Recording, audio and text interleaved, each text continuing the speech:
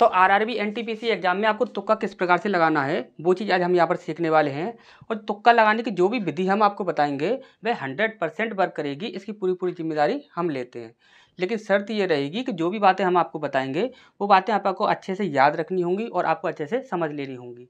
यदि इस चीज़ में यदि आप गड़बड़ करते हो तो इसकी जिम्मेदार सिर्फ आप होंगे, हम नहीं होंगे। ठीक। अब यहाँ पर देखिए जितने भी ये प्रश्न होने वाले हैं वे सारे ही आरआरबी एनटीपीसी 2021 के होने वाले हैं। ठीक।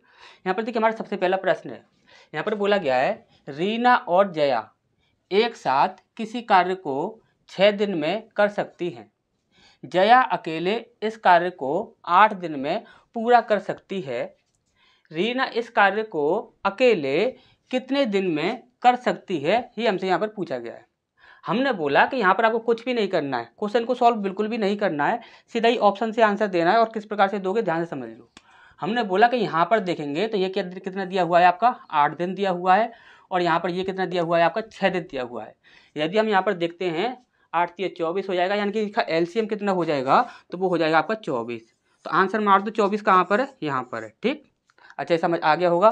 देखिए पुराने स्टूडेंट जितने भी होंगे उन्हें तो अच्छे से समझ आ गया होगा कि किस प्रकार से हमने आंसर दिया है, लेकिन नए जो स्टूडेंट होंगे वो अगर यदि भी ये वीडियो देख रहे होंगे तो उनको समझ नहीं आ रहा होगा कि किस प्रकार से ये आंसर दे दिया। ठीक। अगर आपको समझ नहीं आ रहा हो तो आप चैनल पर जाएंगे, चैनल पर जाकर आपको प्लेलिस्ट मिलेगा टाइम एंड वर्क का, वहाँ पर आपको टाइम एंड वर्क के क्वेश्चन पर तुक्का किस प्रकार से लगाना है वो चीज़ आपको वहाँ पर पता लग जाएगी। ठीक। तो नेक्स्ट क्वेश्चन की ओर बढ़ते हैं। इस बार नेक्स्ट क्वेश्चन को देखते हैं। देखिए यहाँ पर क्या बोला गया है, 3√40 का परमेयकारी गुणनखंड क्या होगा, ये हमसे यहाँ पर पूछा गया है। ठीक।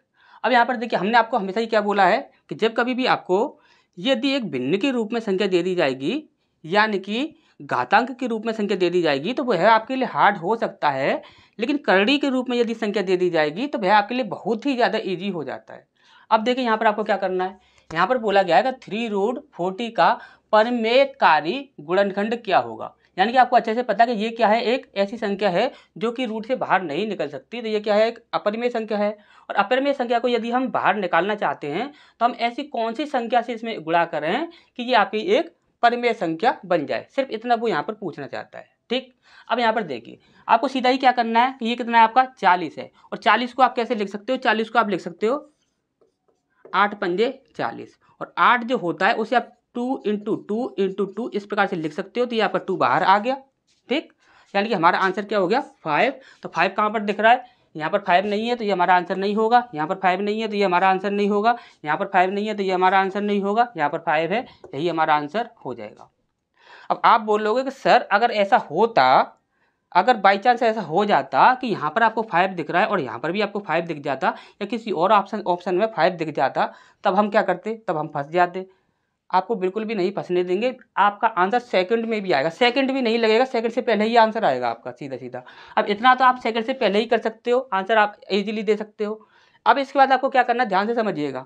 सिर्फ समझाने में हमें अच्छे से पता है कि यहाँ पर काफ़ी सारे ऐसे स्टूडेंट हैं जो कि स्टार्टिंग में उनका मैथ नहीं रहा है तो उन्हें मैथ समझने में काफ़ी दिक्कत होती है, तो हम उन्हें आराम से समझाएंगे, ध्यान से समझाएंगे। समझाने में ही थोड़ा टाइम लग सकता है, लेकिन जब आप सॉल्व करोगे तो सेकंड भी नहीं लगने दोगे, ईजिली सॉल्व कर दोगे। देखिए ध्यान से आपको क्या करना है, यहाँ पर हमने बोला कि ये कितना है 8 × 5, यानी कि 8 जो है वो तो क्या है, एक परिमेय संख्या है, क्या हो गई, परिमेय संख्या हो गई। लेकिन ये 5 जो है वे क्या हो गई आपकी अपरिमेय, क्योंकि ये क्या है अभी रूट से बाहर नहीं आया है, ये अभी रूट से बाहर नहीं आया है, और रूट कितने का है 3 का है, ये क्यूब रूट है। ठीक। अब यहाँ पर देखिए आपको करना क्या है, ध्यान समझिए। आपको अच्छे से पता होगा कि यहाँ पर यदि 2 लगा होता तो ये क्या होता आपका 5 की पावर 1/2, यहाँ पर 3 लगा है तो 5 की पावर 1/3, 5 यदि यहाँ पर आपका 4 लगा होता तो 5 की पावर 1/4, इतना आपको अच्छे से याद रखना है। ठीक। तो यानी कि इसका मतलब क्या है, इसका मतलब ये हो गया कि ये कितना है आपका 5 की पावर 1/3। ठीक। इतना सा आप अच्छे से समझ गए। अब यहाँ पर ध्यान रखिए, हम अगर आपसे ये बोलें कि यदि आपका 5 है, 5 में से हम ऐसी कौन सी संख्या घटाएं, ऐसी कौन सी संख्या घटाएं कि ये कितना बन जाए 7 बन जाए, तो आप बोलो सर ये तो बहुत ज़्यादा ईजी है, इसको आप क्यों बता रहे हो। ध्यान से समझो हम क्यों बता रहे हैं। हमने बोला 5 में से ऐसी कौन सी संख्या घटाएं कि वो आपका 7 बन जाए। हमने बोला यहाँ पर x आपका यहाँ पर रह जाएगा, इसके बाद 5 में से आप इसे घटा दोगे, इधर इधर ले जाओगे तो ये आपका माइनस का है, ये प्लस का है ना, तो ये इधर जाकर माइनस का हो जाएगा, यानी कि ये माइनस का 5 बन जाएगा। ठीक, इतना हो जाएगा। अब इतना होने के बाद आप यहाँ पर देखोगे तो -x और यहाँ पर कितना हो जाएगा 2 हो जाएगा, यानी कि जो 2 आ रहा है वो किसका आ रहा है, माइनस का आ रहा है। यानी कि हम यहाँ पर सीधा सीधा कह सकते हैं कि यदि हम 2 घटा दें तो भैया संख्या क्या हो जाएगी, 7 हो जाएगी। पर इतनी सी बात आपको याद रखनी है। अब यहाँ पर आप क्या करना है, आपको अच्छे से पता है यदि हम 8 पर यदि हम 1 पावर लगा दें तो ये भी परिमेय संख्या हो गई, यदि 3 पर भी हम यदि 1 पावर लगा दें तो वो भी आपकी क्या हो गई, एक परिमेय संख्या हो गई। इसी प्रकार से यदि 5 पर भी यदि हम 1 पावर कर दें, पावर कितनी है आपकी 1/3, यदि 5 पर भी हम 1/3 की जगह पर 1 पावर कर दें तो इससे सिंपल क्या बचेगा, ये 5 बचेगा और ये एक परिमेय संख्या बन जाएगी। अच्छे से समझ आ गया होगा। तो यानी कि हम यहाँ पर क्या कर सकते हैं, तो हम यहाँ पर ये कर सकते हैं कि इसकी पावर कितनी है 1/3, तो 1/3 में से ऐसा क्या घटाएं, 1/3 में से ऐसा क्या घटाएं कि भाई 1 बन जाए, 1/3 में से ऐसा क्या घटाएं कि भाई 1 बन जाए। आपको सीधा ही कुछ नहीं करना, 1 में से सीधा ही 1/3 आप घटा दो, आपको पता लग जाएगा। तो 3 एकम 3 -1 कितना हो जाएगा 2/3, कितना आ गया 2/3, यानी कि 5 की पावर जो 2/3 रखा होगा उसको यदि आप इसमें से माइनस कर देते हो तो आपका आंसर आ जाएगा। अच्छा समझ आया, यानी कि पावर कितनी हो जाएगी 1 हो जाएगी। और देखिए आपको पूरी तरह से अगर समझ नहीं आ रहा हो तो ध्यान से समझिए। हमने बोला 5 की पावर कितनी है 1/3, गुणा करेंगे 5 की पावर कितनी है 2/3, ठीक, कितना निकाला है हमने 2/3। अब यहाँ पर जब आधार समान होते हैं तो घातें क्या होती हैं, जुड़ जाती हैं। यदि गुणा में समान लगा, गुणा का निशान लगा हुआ हो तो यहाँ पर क्या हो जाएगा, इसका यदि हम एलसीएम लेते हैं 3 और 3 का तो कितना हो जाएगा 3 हो जाएगा। तो यहाँ पर 3 से इसे डिवाइड करेंगे, 3 एकम 3 तो 1 एकम 1, यहाँ पर कितना हो जाएगा प्लस 3 एकम 3 और 1 दूनी 2, कितना हो गया 2 और 1 3, यानी कि 3/3 आ रहा है पावर, तो 3 से 3 चला जाएगा, यानी कि 5 पे पावर कितनी लग जाएगी 1 लग जाएगी। ठीक, अच्छा समझ आ गया होगा। तो यहाँ पर आप वैसे तो सेकंड में ही आंसर दे सकते हो, आपको कुछ नहीं करना, जो भी पावर हो उसको आप सीधा 1 में से माइनस कर दो, क्योंकि यहाँ पर 1 पावर बनानी है ना आपको, तो 1 में से सीधा ही माइनस कर दो, आपको पता लग जाएगा। ठीक, अच्छा समझ आ गया होगा। नेक्स्ट क्वेश्चन की ओर बढ़ते हैं। इस पर नेक्स्ट क्वेश्चन की ओर बढ़ते हैं। देखिए यहाँ पर क्या बोला गया है, निम्नलिखित में से कौन सा संख्या युग्म सह अभाज्य संख्या यानी कि को प्राइम नंबर का है। ठीक, अब ध्यान से समझिएगा। यहाँ पर देखिए आप अधिकतर क्या करते हो कि जब कभी भी 2 लगातार संख्याएं होती हैं तो उनको लिए आप बोल देते हो कि ये आपकी क्या हो जाएंगी, सह अभाज्य संख्याएं हो जाएंगी। आप बोलते हो कि यदि HCF आपका 1 आता है तो वे आपकी क्या हो जाएंगी, सह अभाज्य संख्याएं हो जाएंगी। अब इस प्रकार से यदि क्वेश्चन फंस जाता है तब आप क्या करोगे, ध्यान से समझिए। हमने बोला 7 से ये संख्या भी कट जाएगी, ये संख्या भी कट जाएगी, तो ये हमारा आंसर नहीं होगा। ये 3 से ये भी कट जाएगा, 3 से ये भी कट जाएगा, तो ये भी हमारा आंसर नहीं होगा। अब यहाँ पर देखोगे 13 3 39 तो 13 पंजे 65, यानी कि 13 से ये भी कट जाएगा, ये भी कट जाएगा, ये भी हमारा आंसर नहीं होगा। तो हमारा देखिए ये आपका 2 से और 3 से दोनों से कटेगा, लेकिन 2 से और 3 से दोनों में से किसी से भी ये संख्या नहीं कटेगी, तो यही हमारा आंसर हो जाएगा। ठीक, अच्छा समझ आ गया होगा। पहचान आप बहुत ही जल्दी कर लोगे, सिर्फ हम आपको बताने में ही समझाने में ही टाइम ले रहे हैं, लेकिन आप जब करोगे तो तुरंत की तुरंत ही कर दोगे। सीधा सीधा देखना है, 7 से ये दोनों संख्या कट रही हैं, 3 से ये दोनों संख्या कट रही हैं और 13 से ये दोनों संख्या कट रही हैं। इसे देखोगे तो ये 6 जो है वे आपका 3 से और 2 से दोनों से कट जाता है, लेकिन यहाँ पर आप देखोगे तो ये वाली जो संख्या है या ना तो 3 से कटेगी ना ही 2 से कटेगी, तो हमारा आंसर तो यही होने वाला है। ठीक, अच्छे से इस प्रकार से आप देख लिया करो, आपका आंसर मिल जाएगा। और एक चीज़ याद रखना, को प्राइम नंबर से यानी कि सहभाज्य संख्या से आपके काफ़ी प्रश्न बनते हैं, NTPC में भी बनते हैं और ग्रुप डी में भी बनते हैं। ठीक, तो और यानी कि ऐसा नहीं है कि यहीं पर बनेंगे, सारे ही एग्जामों में बनते हैं, तो इस चीज़ को आप याद रखिएगा। ठीक, तो नेक्स्ट क्वेश्चन की ओर बढ़ते हैं। नेक्स्ट क्वेश्चन की ओर बढ़ते हैं। देखिए यहाँ पर क्या बोला गया है, 6% की वार्षिक दर से 25,000 की राशि पर 2 वर्ष का चक्रवृद्धि ब्याज क्या होगा, ये हमसे यहाँ पर पूछा गया है। ठीक, अब देखिए आपको यहाँ पर करना क्या है, सबसे पहले देखा हमने परसेंट कितना दिया हुआ है, 6% दिया हुआ है। हमने बोला कि सीधा ही इसका 6% निकाल दीजिए। यदि आप 6% इसका निकालते हो तो 2 0 से 2 0 कैंसिल हो जाएंगे, 25 150 होता है, 1 0 लग गया। ठीक, कितना आया आपका 1500 आया। हमने बोला कितने वर्ष के लिए बोल रहा है, वो 2 वर्ष के लिए बोल रहा है। 15 दूनी कितना होता है 30 होता है, कितना हो गया 30 0 0, टोटल कितना बन रहा है आपका 3000 बन रहा है। कभी भी आपका आंसर होगा तो ना तो वह 3000 आ सकता, ना ही वह 3000 से नीचे आ सकता, हमेशा ही 3000 से हल्का से ऊपर आएगा। कितना आएगा, हल्का से ऊपर आएगा। 100% श्योर कभी भी आपका आंसर 3000 नहीं आएगा, वह आपका हमेशा ही आंसर जो होगा वह आपका ना तो 3000 आएगा ना ही 3000 से नीचे आएगा, वह 3000 से हल्का सा ऊपर आएगा। तो यहाँ पर देखिए, यहाँ पर 2500 ये तो अभी और ही कम है, ये और भी कम है, ये और भी कम है, आंसर कितना हो जाएगा, इतना हो जाएगा। 3090। ठीक, अच्छा समझ आया होगा। नेक्स्ट क्वेश्चन की ओर बढ़ते हैं। इसका नेक्स्ट क्वेश्चन की ओर बढ़ते हैं। देखिए यहाँ पर क्या बोला गया है, एक टैंक में 2 इनलेट ए और बी हैं जो इसे क्रमशः 5 घंटे और 6 घंटे में भर सकते हैं। एक आउटलेट सी पूरे टैंक को 30 घंटे में खाली कर सकता है। यदि खाली टैंक में सभी तीनों पाइपों को एक साथ खोल दिया जाए तो टैंक को पूरा भरने में कितना समय लगेगा, ये हमसे यहाँ पर पूछा गया है। ठीक, हमने बोला यहाँ पर कितना दिया हुआ है, यहाँ पर 5 दिया हुआ है, यहाँ पर 6 दिया हुआ है और यहाँ पर 30 दिया हुआ है।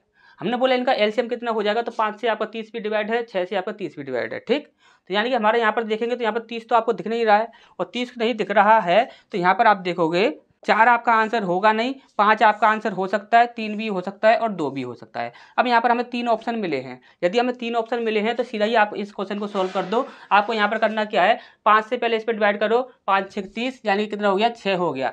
6 से इसे डिवाइड करो, कितना आया, 6 पंजे 30। ठीक, और ये माइनस वाला कितना है, माइनस वाला है आपका यहाँ पर सी। ठीक, तो माइनस वाला सी है तो ये कितना है आपका -1। ठीक, क्योंकि यदि 30 से 30 को डिवाइड करोगे तो 1 ही आएगा। ठीक, अब यहाँ पर देखो 6 और 5 कितना होता है, 11। 11 में से 1 घटा दो, कितना बचा, 10 बचा। तो 10 से आप 30 को डिवाइड कर दो, 10 से आप 30 को डिवाइड करोगे कितना आएगा, 3 आएगा। तो यही हमारा आंसर हो जाएगा। ठीक, अच्छा समझ आ गया होगा। नेक्स्ट क्वेश्चन की ओर बढ़ते हैं। इसका नेक्स्ट क्वेश्चन की ओर बढ़ते हैं। देखिए यहाँ पर क्या बोला गया है, राखी ने मोहन से 12 अंक अधिक प्राप्त किए। कितने अंक अधिक प्राप्त किए, 12 अंक अधिक प्राप्त किए। यदि राखी ने पूर्णांक 200 में से 54% अंक प्राप्त किए तो मोहन ने कितने अंक प्राप्त किए, ये हमसे यहाँ पर पूछा गया है। ठीक, अब यहाँ पर ध्यान से समझिए, हमारे लिए किसके लिए पूछा गया है, मोहन के लिए हमसे यहाँ पर पूछा गया है। और राखी के यहाँ पर 200 में से कितने परसेंट आए हैं, 54% आए हैं। हमने बोला 54 का 2 में गुणा करो, कितना आ जाएगा, देखिए 100 से आपका 2 जीरो तो कट ही जाएंगे। 54 से इसमें इंटू करते हैं, कितना आ जाता है आपका 108। 108 आपका बन जाएगा। कितने अंक अधिक प्राप्त किए थे, 12 अंक अधिक प्राप्त किए थे। 12 इसमें से आप माइनस कर दो, कितना आ जाएगा आपका 96 आपका आ जाएगा। ठीक, अच्छा समझ आ गया होगा। सीधा ही आपको क्या करना है कि ये जितना भी पूर्णांक आपका कभी भी दिया गया हो, पूर्णांक जितना भी आपको दिया गया हो, तो पहले ने जितने भी परसेंट प्राप्त किए हैं उससे आप इंटू कर दीजिए। उसके बाद जो भी आपका बचता है, उस जो भी आपका आएगा उसमें से जितने अंक अधिक प्राप्त किए हैं, यदि अधिक प्राप्त किए हैं तो उसे आप क्या करोगे, माइनस कर दोगे। यदि कम प्राप्त किए हैं तो उसे क्या कर दोगे, प्लस कर दोगे। सीधा ही आपका आंसर आ जाएगा। ठीक, तो नेक्स्ट क्वेश्चन की ओर बढ़ते हैं। इसका नेक्स्ट क्वेश्चन को देखते हैं। देखिए यहाँ पर क्या पूछा गया है, √5 + √7 का होल स्क्वायर एक कैसी संख्या है, ये हमसे यहाँ पर पूछा गया है।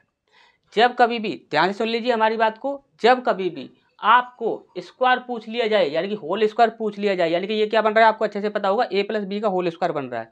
यदि a + b का होल स्क्वायर बन रहा हो, वहाँ पर कभी भी आपको कोई भी संख्या अपरिमेय रूप में दिख जाए, यदि आपको यहाँ पर इस प्रकार से भी दिख जाता, यानी कि 5 तो आपकी परिमेय है और इसके बाद यहाँ पर हो जाता √7, ये आपकी अपरिमेय है, ये परिमेय है, ये अपरिमेय है।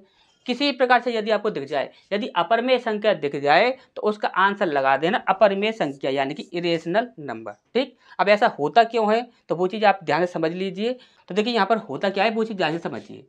यदि हम यहाँ पर a + b का होल स्क्वायर बनाते हैं तो वो क्या होता है आपका a² + b² + 2ab। अब यहाँ पर यदि इसका स्क्वायर करते हैं तो यहाँ पर ये आपका क्या हो जाएगा, परिमेय संख्या बन जाएगा। इसका भी स्क्वायर करेंगे तो ये आपका एक परिमेय संख्या हो जाएगा। लेकिन यहाँ पर आपका ये परिमेय संख्या नहीं बन पाएगा। इसका नेक्स्ट क्वेश्चन की ओर बढ़ते हैं। देखिए यहाँ पर क्या बोला गया है, p = 3 है तब p² - 7p + 12 का मान क्या होगा, ये हमसे यहाँ पर पूछा गया है। ठीक, अब ध्यान से समझिए आपको करना क्या है। आपको यहाँ पर p की वैल्यू दी गई है, p की वैल्यू आपको पुट करनी होगी। लेकिन कभी भी आपको क्वेश्चन को सीधा ही यहाँ पर उतारने बैठ जाओगे, फिर उसमें एक एक संख्या पुट करोगे, इस प्रकार से कभी भी क्वेश्चन को सॉल्व नहीं करना है, उसमें टाइम बहुत ज़्यादा लगता है। ठीक, टाइम बहुत ज़्यादा वेस्ट हो जाता है। अब यहाँ पर देखिए सीधा ही आपको क्या करना है, 7 × 21 हो रहा है ये। ठीक, और 21 किसका है, ये माइनस का है। ठीक, हमने बोला इसका यदि आप स्क्वायर करते हैं तो ये स्क्वायर कितना बनता है, 3 × 3 = 9 बनता है। और 9 और 12 कितना होता है, तो 9 और 12 भी आपका 21 बनता है। यानी 21 में से 21 माइनस हो जाएगा, यानी कि हमारा कितना बच जाएगा, 0 बच जाएगा। इस प्रकार से हमेशा ही आपको क्वेश्चन सॉल्व करना है। आप सीधा ही उतारने बैठ जाओगे, पी की यहाँ पर क्या लिखोगे, काफ़ी लोग देखे हैं हमने, 3 के स्क्वायर इस प्रकार से लिखेंगे, फिर 7 × 3 फिर इस प्रकार से लिखेंगे, फिर इस प्रकार से 12 लिखेंगे, फिर इसका स्क्वायर करेंगे 9, फिर उसके बाद क्या करेंगे 7 या 21 कर देंगे, जो भी आपका माइनस का होगा जो, ठीक। इस प्रकार से करते हैं। तो इस प्रकार से करने में आपको काफ़ी ज़्यादा समय लगता है। ध्यान से समझ लीजिए इस चीज़ को। आपको क्वेश्चन में उस क्वेश्चन को सॉल्व करना है। यहाँ पर सीधा ही आपने क्या किया, 7 का 3 में इंटू किया, 7 तिया कितना आ गया 21 आ गया। अब ये 21 जो है भाई आपका माइनस का चल रहा है, और आपको ये पता है यहाँ पर क्या करना है, स्क्वायर करना है। 3 तिया 9, 12 में जोड़ोगे तो 21 बन रहा है, 12 और 9 कितना हो गया 21 हो गया। 21 में से 21 सीधा माइनस ही हो जाएगा, तो सीधा आंसर आपका 0 ही बनेगा, ठीक। इस प्रकार से आपको क्वेश्चन की प्रैक्टिस कीजिए, इस प्रकार से ही आपको प्रैक्टिस करनी है, ठीक। तो नेक्स्ट क्वेश्चन की ओर बढ़ते हैं। इस पर नेक्स्ट क्वेश्चन की ओर बढ़ते हैं। देखिए यहाँ पर क्या बोला गया है, शारीरिक शिक्षा के शिक्षक को 96 बल्लों और 180 गेंदों को कुल खिलाड़ियों के बीच इस प्रकार वितरित करना है, सभी खिलाड़ियों को बल्लों की समान संख्या प्राप्त हो, इसी प्रकार सभी खिलाड़ियों को समान संख्या में गेंदें भी प्राप्त हो। इसके बाद बोला गया है कि उपहार प्राप्त करने वाले खिलाड़ियों की अधिकतम संख्या कितनी होगी। जब कभी बोला जाता है कि अधिकतम क्या होगा या न्यूनतम क्या होगा, तो आपको अच्छे से पता है कि भाई एलसीएम एचसीएफ प्रश्न पूछा जा रहा है, ठीक। अब यहाँ पर क्या पूछा जा रहा है, अधिकतम पूछा जा रहा है, यानी कि ये किसके लिए पूछ रहा है, एचसीएफ के लिए पूछ रहा है। यदि एचसीएफ के लिए पूछ रहा है तो सीधा ही देखो ऐसा कौन सा ऑप्शन है जो कि आपका 96 और 180 इन दोनों को विभाजित कर रहा है। हमने बोला 12 से देखा तो 12 भी आपका 180 को भी विभाजित कर देगा, इसको भी विभाजित कर देगा। 4 को देखा तो 4 भी विभाजित कर देगा। 16 को देखते हैं तो 16 कम 16, यहाँ पर आपका 20 बचेगा, तो 16 विभाजित 180 को नहीं करेगा, तो ये तो हमारा आंसर हो ही नहीं सकता। इसके बाद 6 को देखें तो 6 भी आपका विभाजित कर देगा। अब यदि हम यहाँ पर देखते हैं तो हमें कितने आंसर मिल रहे हैं, 1, 2 और 3।